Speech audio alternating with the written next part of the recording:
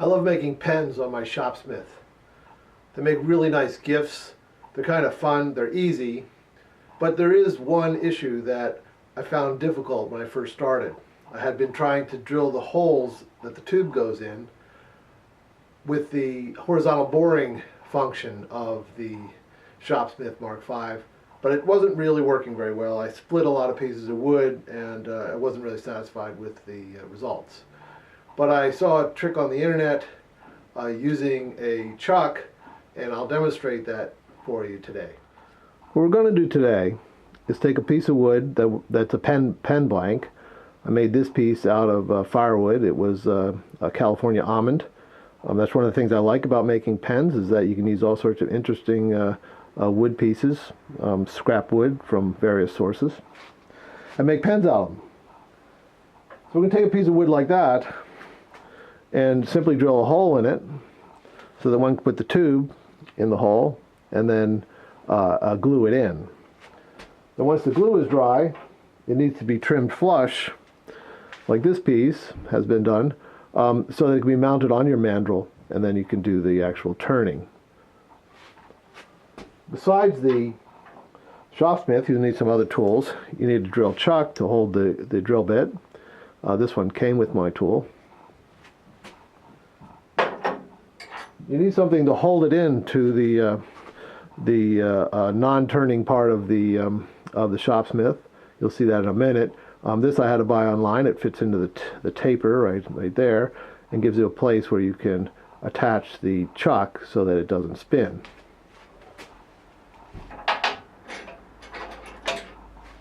You also need a drill bit, of course. They often come. There's a 7mm one with the in a kit. You can buy kits online that will have everything you need.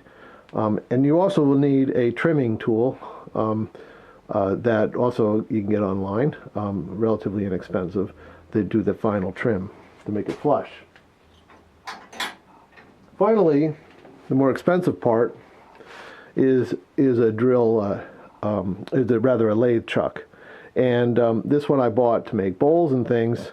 But I find that this small set of jaws is perfect for this application.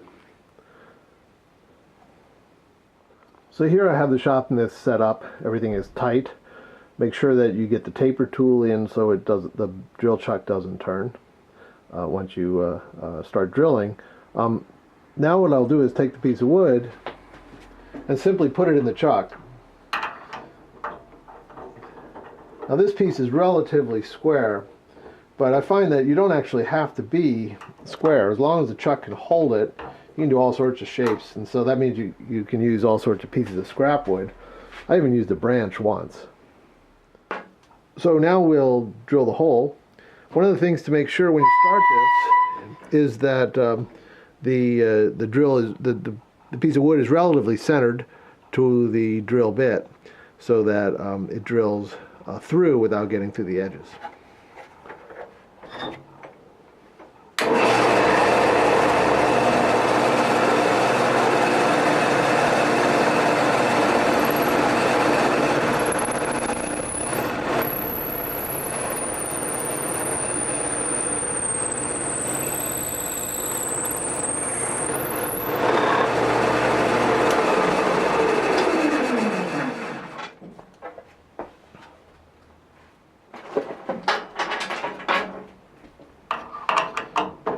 Piece out.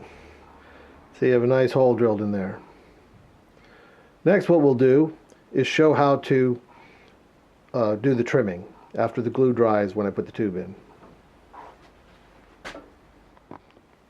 Okay, I've let the epoxy harden overnight, and you can see I've done a whole lot of these.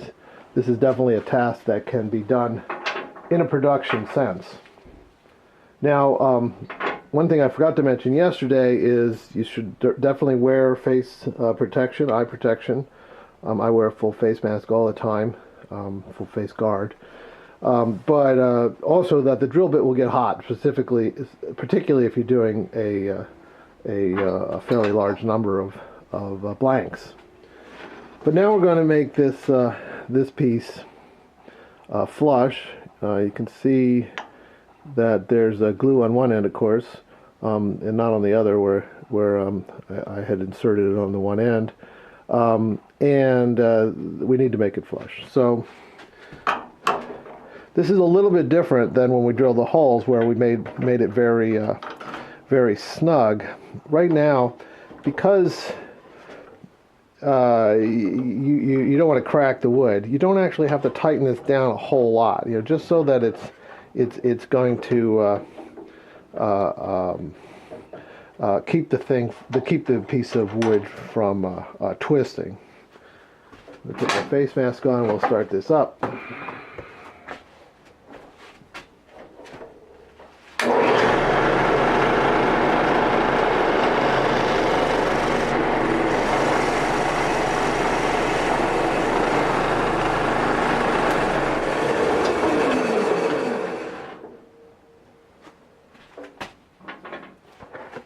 We'll take it out and see how we did. You can always do this again if you didn't quite go far enough.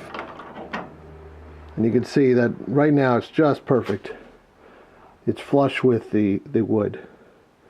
And now you just do the other side, do the rest of the blanks that we drilled yesterday, and we're ready to put them on the mandrel and start turning.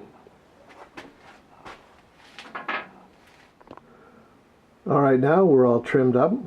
I've set up the mandrel on the Shopsmith, changed this configuration a bit, attached the dust collector, all ready to make some of these. So, enjoy yourself and be safe.